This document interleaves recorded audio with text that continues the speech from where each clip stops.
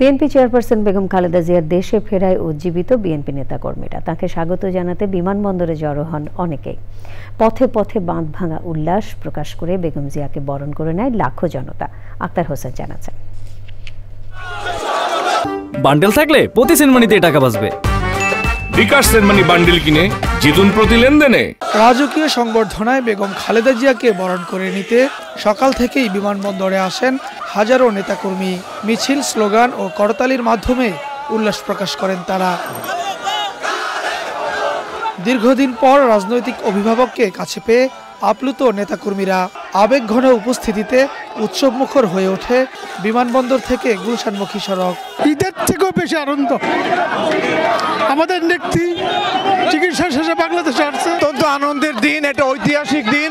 গণতন্ত্রের মা যার হাত ধরে বাংলাদেশে বারবার গণতন্ত্র ফিরে এসেছে। গণজোয়ার তৈরি হয়েছে। দেশের নেত্রী বেগম খালেদা জিয়া এদেশের মানুষের আবেগ অনুভূতির জায়গায়, দেশের সার্বভৌমত্বের প্রতীক। আমরা বেগম জিয়ার আগমন উপলক্ষে উজ্জীবিত হয়ে আমরা আমাদের দাবি, নির্বাচনের দাবি আমরা আদায় করে ছাড়বো ইনশাআল্লাহ। খালেদা জিয়ার নেতৃত্বে আগামীর নতুন বাংলাদেশ বিনির্মাণে এবং আন্দোলন সংগ্রামে নতুন প্রাণের সঞ্চার ঘটাবে বলে মনে করেন নেতাকর্মীরা। ওনার নেতৃত্বে আমরা পুরো জাতীয় ঐক্যবদ্ধ থাকবো ইনশাআল্লাহ। আমার দৃঢ় বিশ্বাস এই দেশে গণতন্ত্রের বীজ শক্তিশালী হবে। ষড়যন্ত্রের মুখে তাকে বিদেশে যেতে বাধ্য করার চেষ্টা করছিল, কিন্তু তাকে বিদেশে পাঠাতে পারেনি।